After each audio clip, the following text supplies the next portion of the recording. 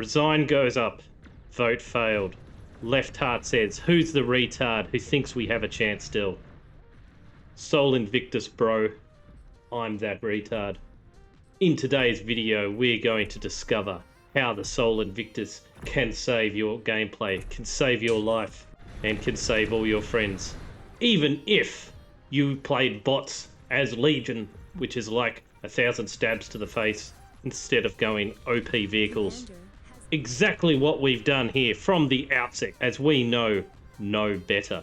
It's me and Cyber Skills up north, and I am a hopeful young Legion player.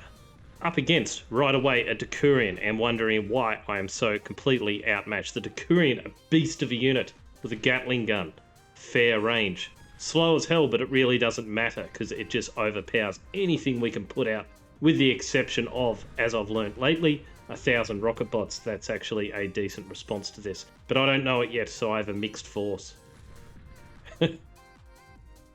The artillery blowing up my lasers. As we come in, bots should be able to kill this small force, surely. It's just not even close. The Decurions surround and annihilate us. We must be saved by Cyber Skills, who's coming in with vehicles. But it's not enough. We're wide open. Oh no, not a good feeling up against red and yellow here. We have nothing left. It is only our commander who shall face off against this huge army. I try and give everyone a heads up, but it's all over. The Compom taking out the overmatched army. I think it's a fantastic trade. That's all I had left. But unfortunately, we've had to get too far to Langstor's lines, and now I'm pretty sure they're going to reclaim the wreck. Our Gatling Gun of Doom will not stop the reclaim. Down south we have dramas. Blue is not supporting Extreme South. Lorne across says, I'm the only one holding you, idiot. But we can't help. We're up north, and we're up against Decurions. The only thing we can build here that might match the Decurion is the static defense. We have got an artillery piece up and a Gatling gun. But fortunately, some Yanis has decided to join us. Finally, we've won a victory with some support. Although these Yanis have questionable decision-making skills, as we see them annihilate each other for absolutely no reason. We're going to attack with everything we have, and yes, that is 3 rocket bots. Supporting the Yanis attack here. Will it break through? Will it be the answer to all of our miseries? Yanis possibly being the only thing that can take down a Decurion in T1 reliably. Our artillery targets the Gatling gun. Yellow's base is put on the back foot. The army defeated, but we have Kajari, the red player, supporting expertly. We think we've won, but no. We're up against drones, and our Gatling gun fails to hit it time and time again. As red is being a pest at this time, we decide to attack with all our goblins, assisted by Cyber Skills. Actually does reasonably well against this likewise bot Legion army. But Kajari will hold on. Since we're only on 5 metal extractors and we're under the pump, we're going for a 17-minute fusion to try and scale up a little bit more. At this time, South is struggling, barely able to hold the line. Despite that, as we can see, Cyber Skills and we have the top damage on the team. It is a furious battle against red and yellow. And the counterattack begins. Cyber Skills has the Decurion advantage and the commander. All should go well, you think. My goblins come up, but it's uncoordinated. There's a slight delay. The commander gunning for Cyber Skills. Oh no. The Decurions just won't die. Sacrificing themselves for the greater good. We are in extreme trouble here. But in the end, the Decurions are too many, and we will hold. And as we hold the fort, we look down south. It's a complete mess. Hoplites moving through the south line, completely flanked.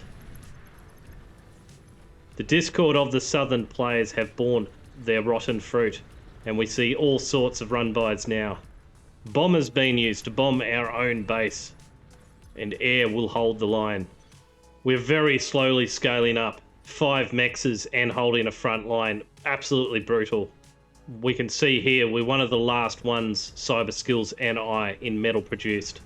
South, with their metal advantage, does counterattack a number of gunships, and we see Jaguars moving through down south. Air completely outclassed. Data Cult, the commander, building T3. The factory actually survives. At the same time, Cyber Skills moves forward with Mass Decurion. But there's a few too many rocket bots that seem in counter to the Decurion spam. We move forward with our sacrificial goblins, but they just instantly are annihilated by whatever hits them. We will take down perhaps this one Gatling gun.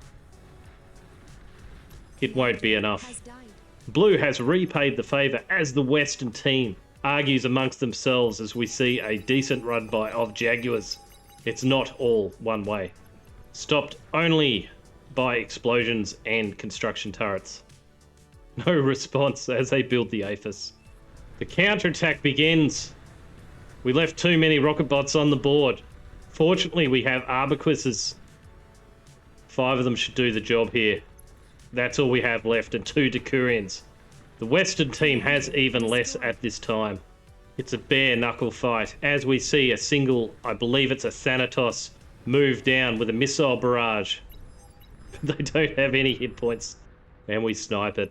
Our whole team has a metal advantage, but particularly Cyber Skills and I, we're still somehow on the low end of the metal produced. It's a chat attack from the south, breaking through the middle with Starlights and Yanis. But no, AA was brought, and the drones are super annoying. Able to take down the Starlights as they are combustible.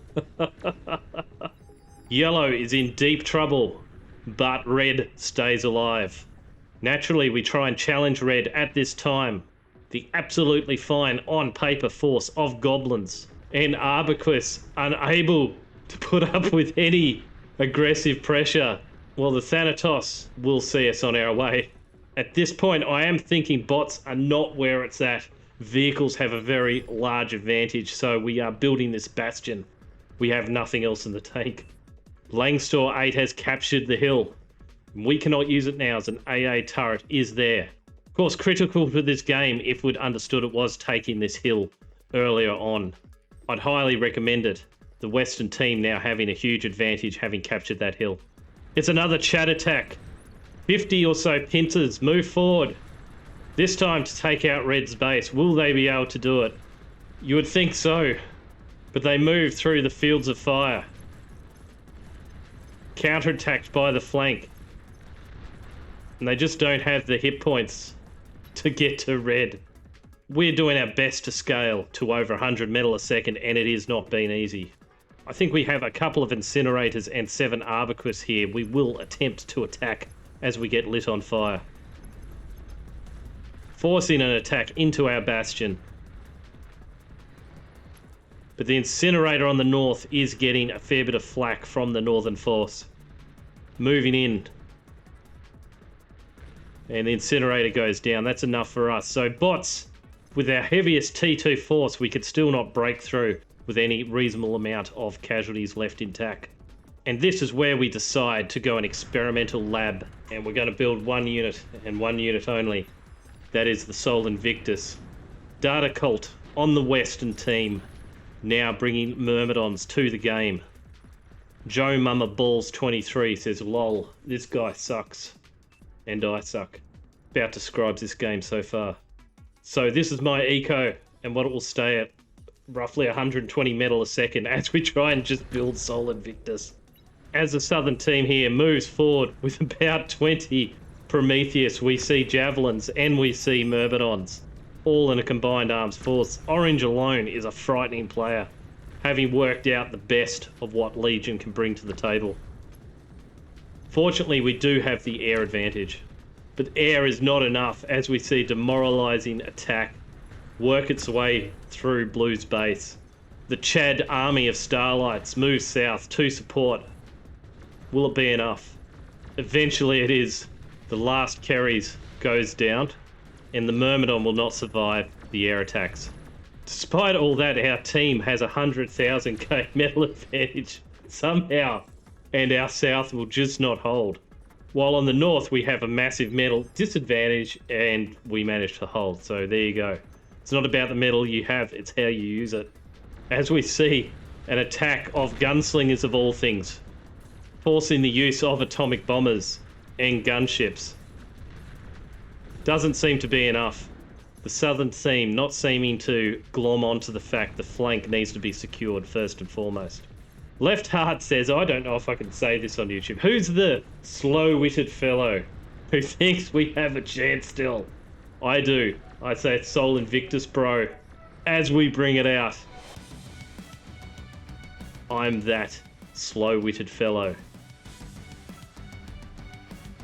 Left Heart, the morale is low, says you're so dead even with it. I can't help but agree because South just cannot hold, despite having this massive advantage in metal. Unfortunately in the north our bastion is down. Oh lord, he coming. That's right, I'm coming, bro. Because we absolutely needed it here with the high ground being captured. This has been the plan for quite some time. I've hoped beyond hope that the Sol Invictus will hit the high ground, and indeed the angles seem to work somehow. The lasers, to me it doesn't seem like it should work like that, but I guess these Myrmidons are high enough to actually being hit from afar as we walk right up to the cliff face. The Myrmidons just crumple. The only thing bothering me seems to be these heavy drones which don't seem to get hit. Clearing the last Myrmidon. The crackling of the Solar Invictus beams. Frightening and devastating at the same time.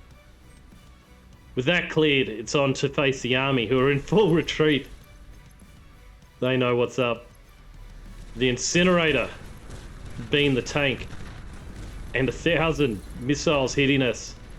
Even the bastion, it's a little bit too much for us.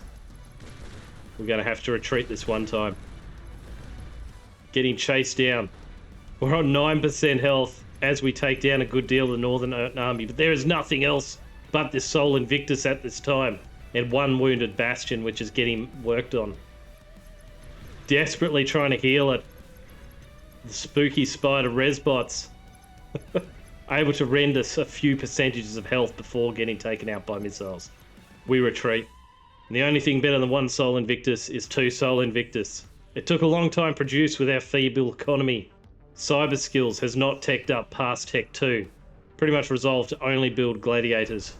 We see the southern team finally building this massive army worthy of the medal. Something like 100,000 metal in this army. And the western team has produced a Sol Invictus, a champion, to face us. So we march forward with two. It's time for a burn off. The Sol Invictus retreats behind its army, which is a mistake, as we just blow it apart. Two Sol Invictus are better than one for sure. Paper thin. The vehicles are nothing now. As we move down, there is nothing much left on the front line but Sol Invictus. The southern team, likewise, is utilising Sol Invictus on the offence, but for some reason is not pushing forward without 100,000 medals worth of army. We've actually managed to take down one Sol Invictus here by getting a localised superiority. A little bit of a micro mishap from Langstor there, one of the few micro mishaps. But now there is clear superiority, and Langstor realising they've made a tremendous mistake, losing a Sol Invictus. Retreating, trying to salvage. We are not going to allow this to happen, so we move forward. A surprising number of bastions taking us down. Even cyber skills is like, no, bro, retreat. But our Sol Invictus is used to getting burnt. As we see all this army, this 100,000 medals worth of army, absolutely blown apart, along with the whole base. At the 47-minute mark. And that's what sort of game this is. Despite doing everything you can with 5 mexes, you can't help but what happens on the southern side. You have to man your fort. The resign yet again goes up. A demoralising blow yet again. As we see a Sol Invictus against us. A Praetorian. A whole heap of pawns. It's not looking good. Even in the middle, we have these long-range Telkine up against the Tortoises. A very strange skirmish for sure. Some Navy units entering the fray. But it is time to attack. A last gasp up against 4 Bastions and a Commander Kajari, who I believe is the Western team's last commander. So usually, yes, a D-gun would fix all the Western team's problems, but Kajari retreats. The Bastions, you would think would do a bit better job here, but the Sol Invictus is so overwhelming. Down south it is not looking good though. Everything is relying on our push forward and how successful it is. We should not be stopped. It is looking like it's all over for the Western team, producing a last-minute Sol Invictus to battle with our own. But we're going to have the angle on the Sol Invictus. Burn it down, and he's going to try and blow us up as well. Not quite reach us, only 3% off on the final explosion. The southern side is not looking good at all as we see Chad from Team Newbie move his commander down in a deeply questionable decision. Sacrificing it to the gods of war. I've had enough. A convoluted way of saying I resign. I believe we have only one more commander left. It's blue versus red commander. Kajari here managing to sequester himself away. Verino is so close to finding him, or at least knocking out the energy. And is stalled. And here we see the blue commander. Oh, he's resigned. He's just sitting there in the open. The morale was gone. Oh no. Never resign, guys. The Western team says win fast. We are moving down. We are hunting. Opposed only effectively by our other Sol Invictus, as we're on the hunt for Aphises. More Aphis are down. The Western team has found the blue commander, sitting in the open. A disaster, no one taking that commander. We are trying to do everything we can to end the opposition. A huge explosion. We're feeling pretty good about ourselves. Our Sol Invictus doing massive backline damage. Yet we're defeated by ticks in the end. At the 52-minute mark. It's all over. That, my friends, was close, but we could see the rush Sol Invictus, even on a bad economy, being very, very useful. We were only on 200,000 metal produced in the end. Much less than Chad and Verino, who had 1 million between them, and we matched their damage. But this is only game 1 of 2 I quickly wanted to demonstrate, as we're now going to explore how to actually build the economy very fast, and then leverage the Sol Invictus, and what you might do to actually push back on this surreal Legion strat. I'm happy to bring you this game today, which will show a very powerful Legion build put together by Horndry in the tech position, who is a tournament player, and it's an unbalanced lobby with the northern team having a massive disadvantage against them, but they still hang on and they do really well against late game Legion. So I wanted to show you what they do here. I'm trying to hold the surprise, but it's going to be Sol Invictus. Nothing too complicated about it, and it's horrendously effective. But if you do find yourself on the receiving end, hey, you might be able to do some things the northern team here does to batter that back. As we see the players here, we've got Escanor, Potens, and me, Roguelike, up the front line, experienced front line here. We've got Alistair Wolf in the corner and Kevin Spawn. We've got a noob on the air, Danthos. So that'll be really interesting to see how that goes. In comparison, we've got a very powerful mid-game here, Neutron, Iron Priest, followed by Spam and QWERTY Z on the back line. Both pro players, or I should say high OS. Pro always been a dubious thing to say about a game player. As we see an annoying APM loss rover here come around and basically walk into my commander. So that was annoying, but we defended against it. Now, I did want to say here, this is an unbalanced as hell lobby. I'm not sure if we've done the balance command. I think it's always done, surely. But we do see 14% derivation in between the teams. I've actually counted it up. There's 163 OS on the south and 143 on the north. So that's a very big derivation. Also, we have 2 6-chefs. In saying that, sometimes you can read it and you can say, oh, this game is obviously unbalanced, but this is a long-ass game. So they do quite well, the northern team. As we see here, a very big blitz attack takes me by surprise with my 2 blitzes. A bit of a miss micro here, finished me off. So we're in a little bit of trouble already. I have moved my commander up to the canyon here at the 3-minute 30 stage. So that's stopping those blitzers temporarily from moving forward. Smile Horndry says, this is wrong. No, my friends. Oh my God. So Alistair Wolf here is building, I guess, an air. Yeah, building some eco basically. So playing their own game. So we've got a loss on our side that the perhaps balance system knows all too well. As we see these blitzers come out and take down the constructor from Potence, quite painful here. All we've got's one Yanis, a commander here to hopefully try and nab these guys, but it's going to be a hard wrangling task. A big mass of them. Our rovers move forward, manage to dodge most of their fire. As Yanis hit, blows them up, absolutely takes them down. So that's where I love the Yanis in the early game, is to take advantage of such sort of blobby play, which presented it to us on a platter, you could say. So the whole canyon is held back with our 7k of early damage against them. Escanor here is obviously not supported by Alistair Wolf's play at the moment, who's deciding to tech up or whatever they're doing. So we'll be having this massive gap. Both Canyon and Escanor are going to be very sad and sorry to not see that there. So Escanor also building a very interesting energy storage and windmills right on the front there, in amongst the laser turrets and everything else. I do believe that's not going to last. Perhaps there's some sort of mastermind strategy to make sure Iron Priest and Booyah attacks. So here we're up against Much Soup and Purton combined, building the Overwatch that shall doom us. And indeed it shall, because unfortunately we lost a Yanis. So I don't quite have the Yanis numbers to just go forward and pinch that off. Also, a couple of commanders might degun us. So we're going to do a conservative play here and simply range overmatch this Warden with, I believe we'll build some artillery, we'll build a gauntlet. So yeah, this energy storage continues to be built. I don't know, but Escanor is a higher OS player, so we'll just trust in what they're doing as they go forward and actually kill an LLT here. Fortunately, we've got Sobu being aggressive with the thugs as they're meant to be, basically to move forward, take casualties, and hopefully take ground so you can resurrect the thugs. But Much Soup is determined that's not the place. Here supporting with the commander in tandem with the Whistlers. A little bit too much for that lowly number of thugs. Escanor now also has to worry about this gauntlet. I think the energy storages are within range of the gauntlet.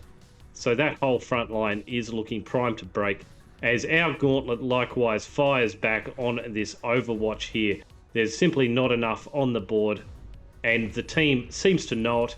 Be discouraged. I dare say those early blitzers, that was all the discouragement Canyon needed, because the metal is simply not on the board to defend against our move now, as Escanor now has built that radar jammer and so is getting probed by Booyah moving forward, and seen Escanor's forces wanting. There's no other player there, so surely it should be outnumbered.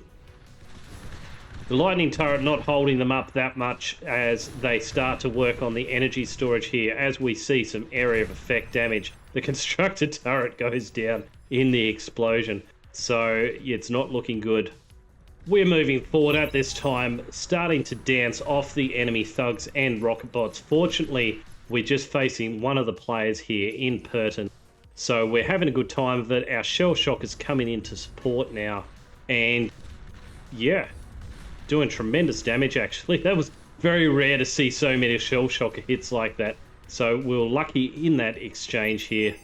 Really done a number on the combined thoughts. We see here now 330% damage efficiency, being the big bullies we are early on, and we're getting held back here by the additional Canyon player and these grunts. A little bit too much for us where they're strong, so we're going to retreat, but hopefully we've exerted enough pressure to make sure that second army stays within Canyon. Escanor now is pushed back that little bit further as we anticipated, so is rebuilding the static defense line. We see another energy storage. Yeah, just to the hallmark of the defensive play is enticing the enemy, it seems, to go further and further. As this agitator's getting worked on but is surrounded by flamers, the agitator starts up. The whole force is getting taken down as the last third of that agitator is healed up, and the attack doesn't go so well. The DPS of the T1 army is not quite there. So that's 800 worth of metal going to be very quickly tried to be picked up by the res bots here, but don't get a chance, don't get a look in. As we see the second reactor come up before the 12-minute stage from Horndry, with look at that, about 25 construction turrets, a very interesting eco build, already reclaiming the wind. So very early on doing that, we see all these additional mexes leading to these really, really fast timings. So Horndry learning that greed is good for the tech. We've moved up and around here rather than trying to persist fruitlessly in Canyon. We've got two armies up there in Canyon basically not being used. So there's a human reaction time of them working out that we're actually supporting this battle. We're going to take full advantage of that and hassle these thugs from afar. Unfortunately, Red seems to have second sense and is running all these rovers at us at this time. Also, we have the spam of Resurrection Lazarus blow up very expensively, actually take up our Yanis missiles though, so not completely wasted. As we see another one here just walking into our army. The thugs are somehow staying alive despite everything, and we can see perhaps why, as 6 construction turrets are here. They're an unbelievable number, but very interesting as they're able to repair everything in a super fast time, as long as they're obviously repairing and not constructing a solar power plant. But the forces are too many with our combined armies, and Neutron Lasagna, the commander, is having to basically shepherd all this back. I don't think it's going to work, however. I think it's going to be a self-com bomb. Takes down its own construction turrets, some of them, and Overwatch. It's all over, but just in time, this army is coming back to defend and is going to butt us back. So just about disaster for the North team. The 14-minute mark, we do see Pertins building into the Sheldon. So that was the play the Canyon was going for, the early Sheldon play, which is just at the right time, I dare say. We see another timing here, the Mausers moving forward from Iron Priest right at the 14-minute mark, about 8 of them, which is, as we know, a devastating timing with a mirror build to our own. Also, what makes it even more devastating is actual help here from Booyah with a whole heap of hounds and rocket bots, which can form that intermediate army. And hounds by themselves are a poor unit, I acknowledge that, but they aren't actually a bad skirmisher intermediate unit. They are very cheap for what they do, and they can bring a lot of firepower in. But we do see this controlling T2 plasma from Potens taking down the army from the center. That'll be good if Potens can keep that up, but I imagine it's going to attract all sorts of heat from the northern team here as these Sheldons move down.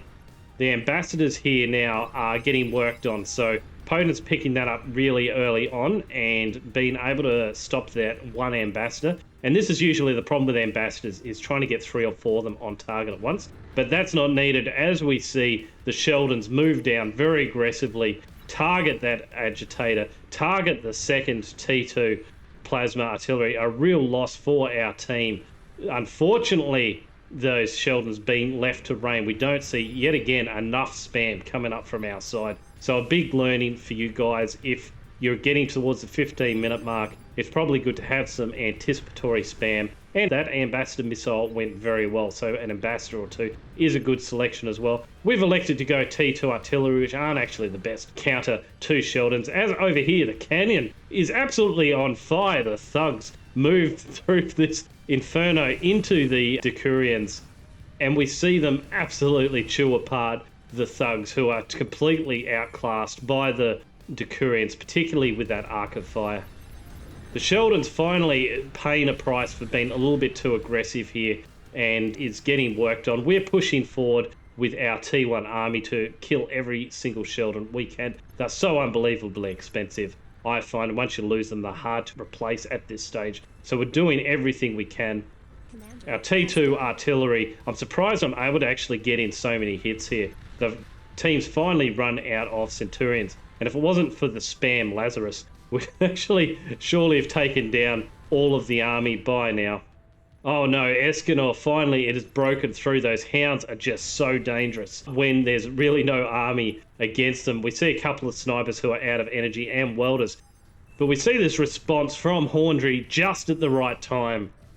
Just printing out the T2 response here. and that is really unstoppable. So any sort of push through is going to be hopeless at a 17-minute timing.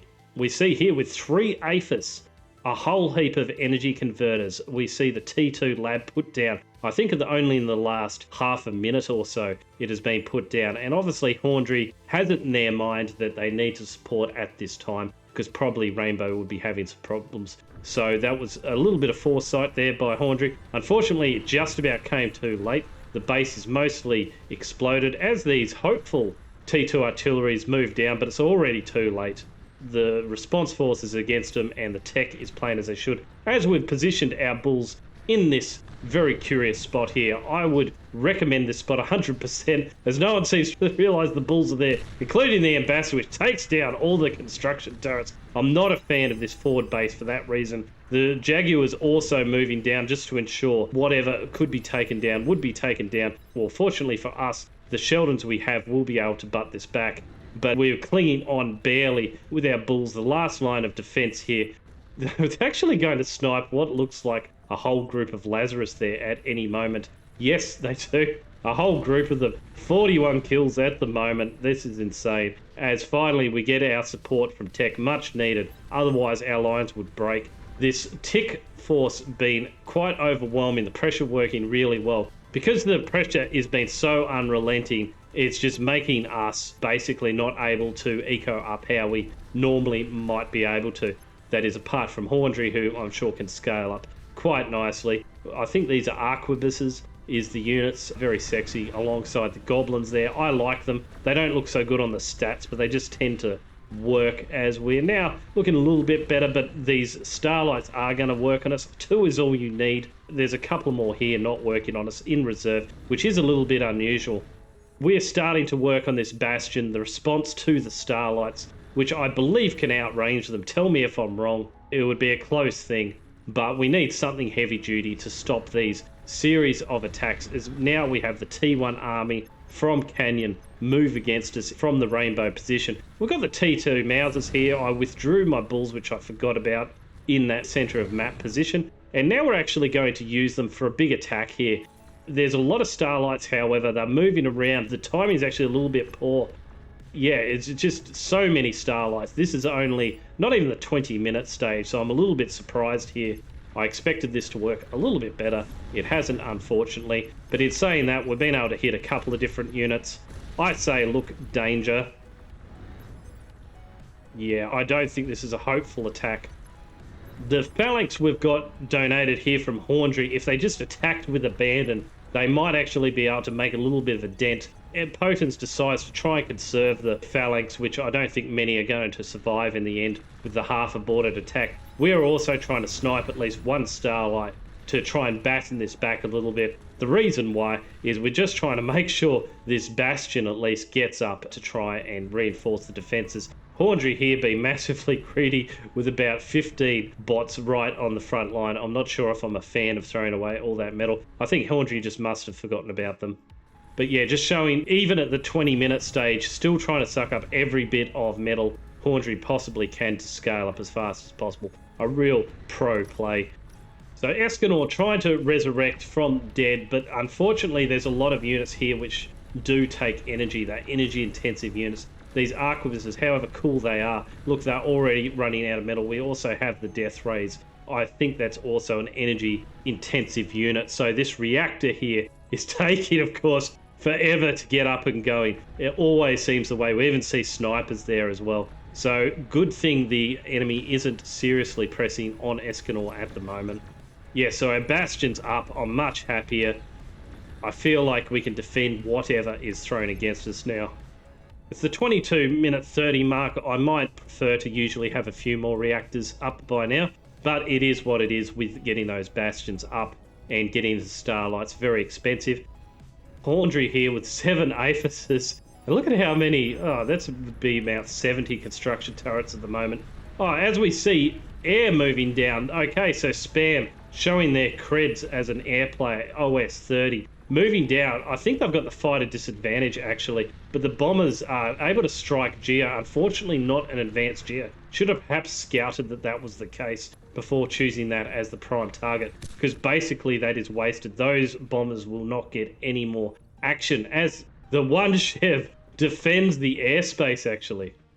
So Bismarck is geared up to go and take advantage of an advanced geo, getting rid of all the Canyon forces. However, that hasn't happened, so I believe we are seeing a doomed attack underway. In saying that, there is a number of bulls reinforcing this attack, so everyone's pretty gung-ho.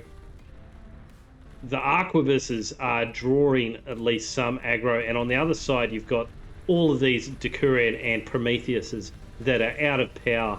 But it's just when you see that many Decurions, it's like, no, we'll go the other way, thanks. So they get stuck in the middle. Phallic robot spiders on the south. Prometheus with death rays on the north. Stuck in the middle as you.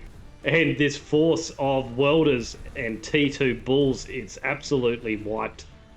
However, this does seem a little bit coordinated between the team now as these marauders move down, trying to take on a diminished Canyon, but it's just not there. The reality is not actually meshing. As Kevin Spall moves forward, very vulnerable, could pop that commander. The marauders think about it, but I think Kevin Spall manages to cloak for a microsecond there. Missed opportunity. What could have been? And even QWERTY Z says nope and looks for a weaker target. They move against the T1 walls, perhaps thinking there's some sort of weakness here, but I doubt they'll find it as there are so many units in this canyon. The welders from the previous attack, the marauders are able to take down a resbot, but they're going to find the arquebuses, a funny sounding unit for sure, are still there. Now trying out the rainbow, and this is why I recommend sometimes tech just donates things to the front line, because they know just where the weaknesses are, and we've been getting hit all game, so there's not many weaknesses actually on our line. The marauders walk back in shame. I must say the marauders were a little bit later. I think a 25-minute attack or 23-minute attack is a little bit too late for them, but of course depends on if there's been any holes. What are they doing coming down to the same place? So already we've got a tip off that marauders are on the hunt and we can see them move in, so that was a complete waste of time. As now we've got one ambassador against all our defenses here. The reason actually I moved this Canyon Bastion a little bit further back, I didn't want a sneaky ambassador being able to take down it too quickly. So Horndry now at the 27-minute mark with, I don't know what that is, 11 APHIS or more, is also constructing the first of the Sol Invictus, and at the same time with that APN is building T2 eviscerators up on the canyon high ground, ensuring that that weakness is not exploited. So we are seeing all bases covered by Horndry, as also an attack led by Turtle. Turtles are moving down from the rainbow position, which has been unbelievably aggressive all game. I don't know if it's working for the northern team, but they're trying everything.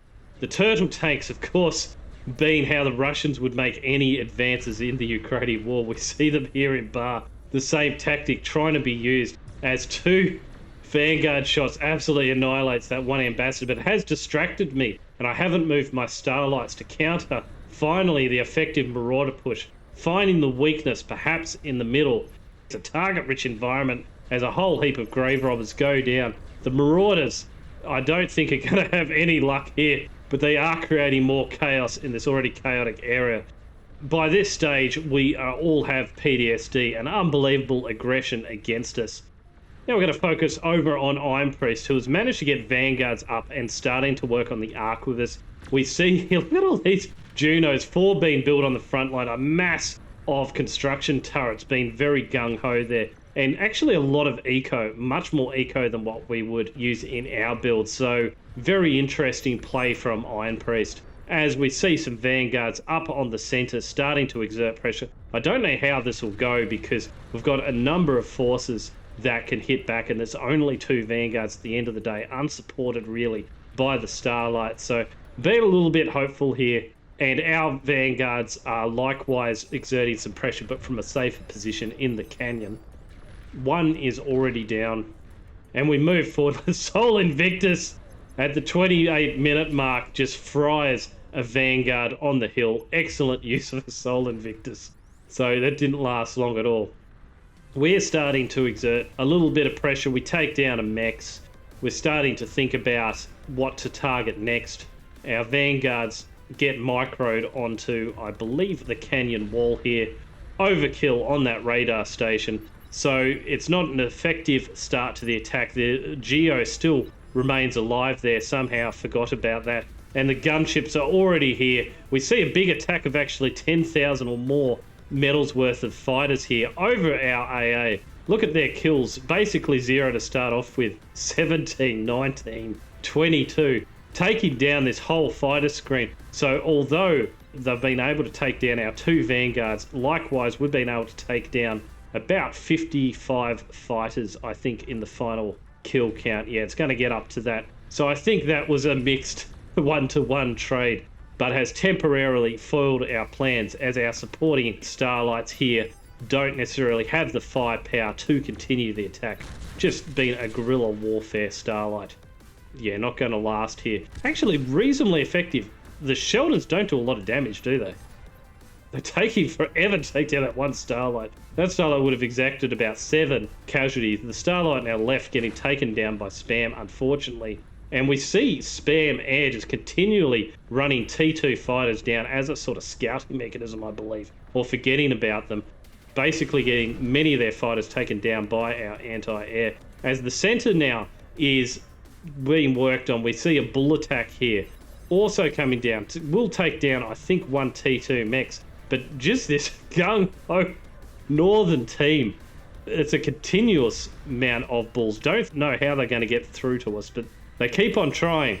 As we see, yeah, Neutron is moving in with all the starlights possible to try and take down the Sol Invictus. Badly wounded at this position, but doing a horrific amount of damage. The Jaguar's actually moving forward. Think they will get a lick in, but the Sol Invictus, well microed by Horndry, is devastating and taking all the Jaguars down. That's thousands of metal in starlights and Jaguars that are dead. But they have wounded the Sol Invictus, which is expensive in itself. As we see here, the AA flak turrets taking down about 15 gunships that were brought forward to actually support the Sol Invictus. I should have had them up before, but they're here now.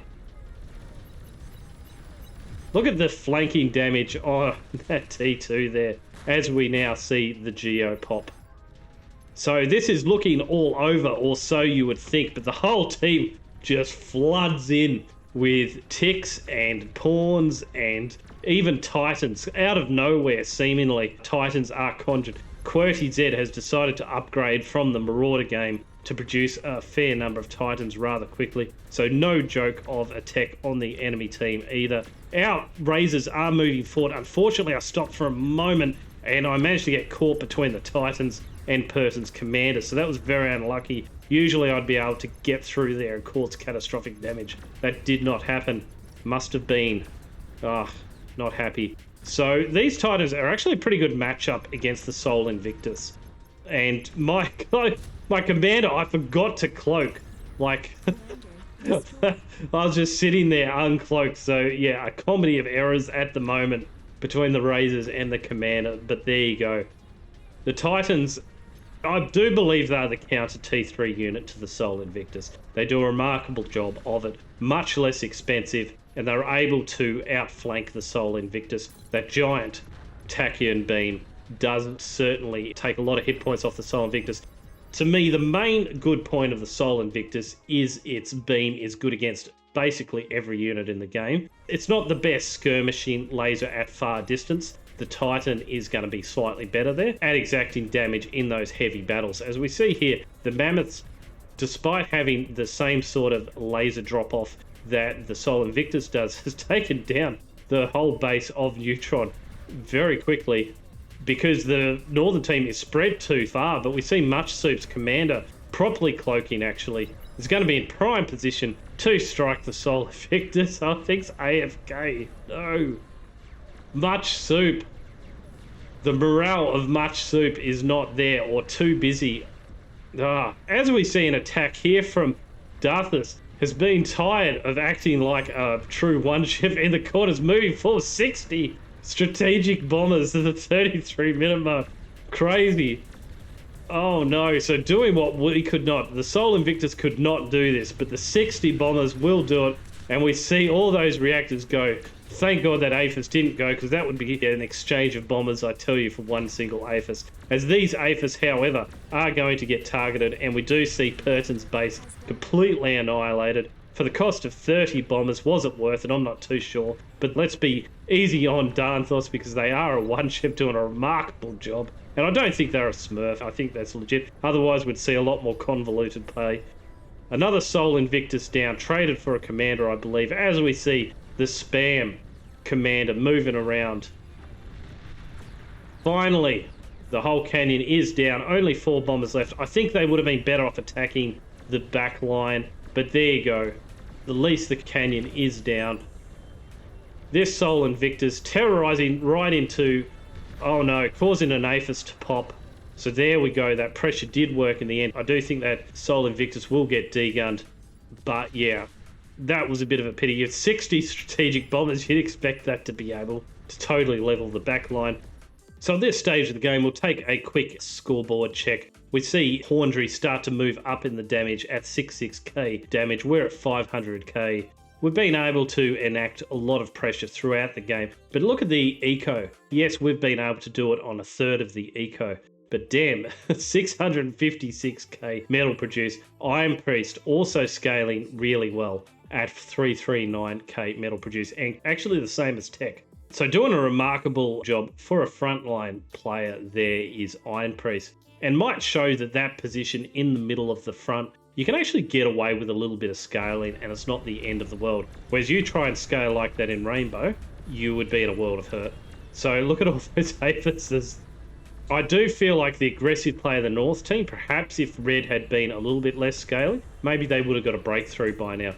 But in saying that, they've done remarkably good against Horndry and coordinated fairly well.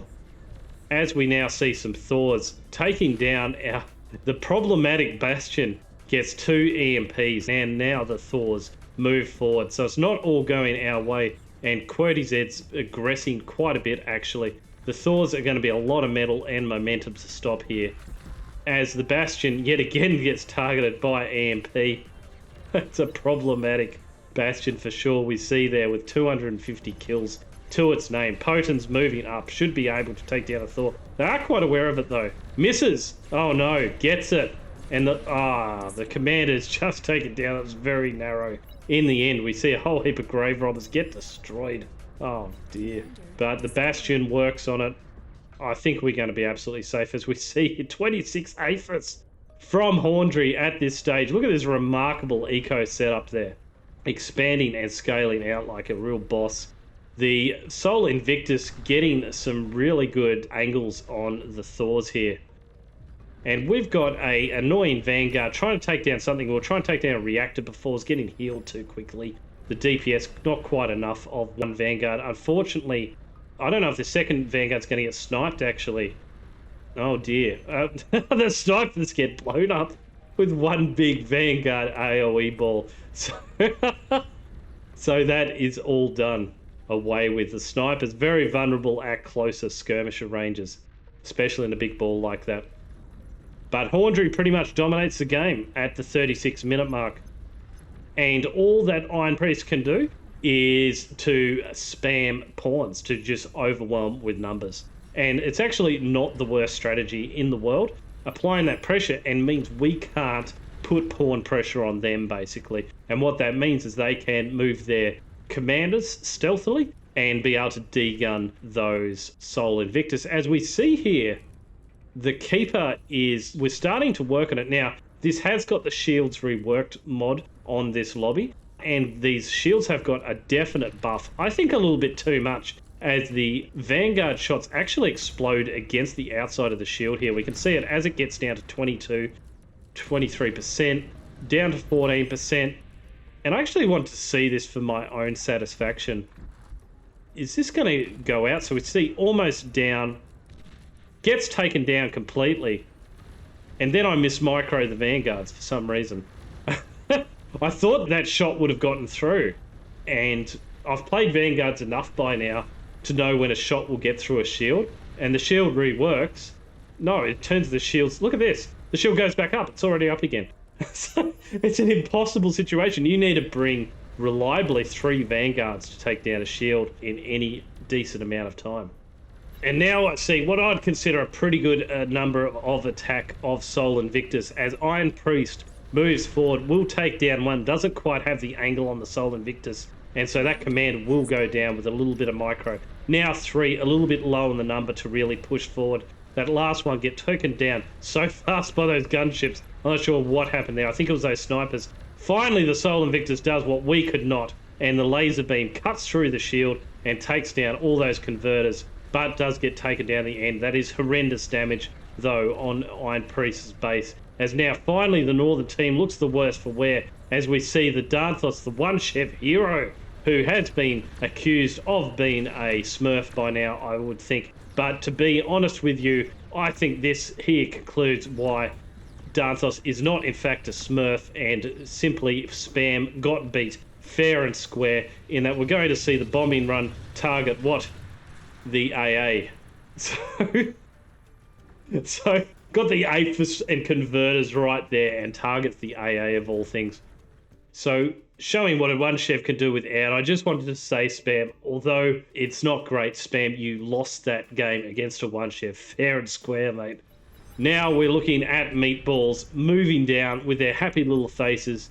What lovely little creatures these are. Unbelievably effective fighters, actually, as they bombard. They're like super Sheldons with actual DPS we see here, of DPS of 666. I'm not sure if these will stay, but I think these actually might be a bit better for pound than a Sol Invictus, as we see it move forward with its crackling fire beam, basically not even able to take down one of these. And a slight metal advantage goes to the Meatballs, but the Sol Invictus goes down really fast there and didn't even take down one Meatball in the end. There you go, guys. So that's another counter unit. And look at them work on this Prometheus. Yeah, the Prometheus have to turn around. The Meatballs dish out way too much damage, and at 800 range as well. It's very devastating. Now, we do see this attack, a last gasp from QWERTY Z, with, I believe, about 100,000's worth of metal of troops, although they're all half wounded. We see here 4 Thors, 4 Titans, and we're going to have to double back round to attack from a flanking position to just do away with this last gasp. Yeah, this isn't going to go well. And whenever you see something like this, you know it's game all over, because it's basically they're trying to get an epic win. They're trying to find a hole in defense that they can move down and then take out your eco. But really, that was never, ever going to work. So I think with that, we're going to see the whole game change, whereas actually the Northern team was holding on. The metal was very close overall between both teams. A slight advantage to us, thanks to Smart Horndry. We're a little bit behind on the eco ourselves. But look at this, we've got 1/10 the eco or the metal income of Small Horndry at the moment. Absolutely ridiculous, 1,500 metal a second. It's like we're playing against the AI at the moment in what Horndry's been able to do. So the gunships move in once more, seeing our flanking force move up here in strength, now backed by a couple of Titans. But the Razors are actually reasonable against these Wasps. When you've got a number of them, when it's more like you're not completely overwhelmed by Wasps, you can do a lot against them. And look at this, the Lazarus super healing up. We're seeing about 2% a second or more from 140 or so Lazarus there, doing a tremendous job of resurrecting the Sol Invictus and sending them back against Horndry. So this is actually bogged down despite that abortive attack. And the only advantages we've got here are on the flanks, where we've been able to move through with significant forces. Look at these Lazarus coming out from Iron Priest, showing his kudos for sure. Another Sol Invictus pops. The Meatballs taking the Sol Invictus down here at a rapid rate. But I don't think it's going to be enough. Iron Priest is trying to fight too many fronts at once. As we see here, Kevin Spall moving forward again with the Prometheus backed by the Sol Invictus. And I'm sure there's still some Decurions in there also. On the front, we're absolutely matched though. Overmatched, in fact. And our attack won't be battered back. This is a lot of pawns, but still we've got Razors, which is the direct, of course, counter to pawns. As the pawns simply move away, they've decided it's a waste of time. As the Titan moves in, trying to snipe these Razors, I think there's going to be a lost cause, as we are going to soon focus in on the APHIS, I think. Yes, we're going to focus in on the center one to just stop them faffing about and end this. It all ends and starts with the APHIS, and we can see it. The chain, unbelievably, the GG goes up from Boya, and the Resign goes up from Boya as well. I think that's all it. Wow, that was a hard-fought fight, but I just wanted to show you how well the Northern team done with all the disadvantages in the world. We did have Alistair Wolf down here build a whole heap of bastions. It was very, very strange and didn't seem to contribute at all. But, you know, apart from that, they're well overmatched in our front line. And so they went really well. And it was, as we said at the start of the game, by looking at the players, the flanks really were the weak spot. And that center spot was super strong. And we were able to utilize that weakness and with our final push in the game. So I want to give Kevin Spall here the Ultimate Survivor Award just because whenever the other team tried to attack Kenyon, it was just such a sad day for them. And finally, Kevin Spall actually did conduct a nice flanking attack with a huge army. So just held on, and then used that huge army against them. Danthos gets the Noob Unleashed Award. I checked for smurfing. I didn't see it at all. I think it's just a very adept one Chev there, beating a 30 OS air. So there you go. It happens sometimes. But I think the 30 OS air would agree. Spam didn't play to their full ability. And Horndry gets the OP award, of course, because that was unbelievably OP. And it's a great strategy. Just, you know, build eco, go for Sol Invictus. And if the front needs it, print out some T2 units, of course, in the meantime. Now, yes, I'm going to pig-headedly elect myself for an award, and that is the Meta Man Award. Now, the Meta Man Award is a bit of a self-burn. It's not like some sort of great award, because it's more of a recognition of, yes, we tried to use the most OP units and build possible, and all this unlimited potential that we had. Yes, we could have won the game with it, but it never sort of came together how we'd like to. In the end, okay, I popped an APHIS, but really the play was not up to my normal standards. In conclusion, yes, Sol Invictus can be stopped when responded to in force. Is it easy? No. If you've got meatballs, that seems to be about the best counter unit. Pawns are great as well, just to flood them, and of course commanders. The best unit that's going to be available in every game, of course, is Titans. But when you have Horndry's sort of eco of 1500 millisecond, you just need to get the most powerful units on the board, and Sol Invictus are them. Thanks very much, guys, for watching. Let me know in the comments what you thought of the game. Was it a doozy? Thanks very much. Leave a like and subscribe. I'll be super thankful. See you next video.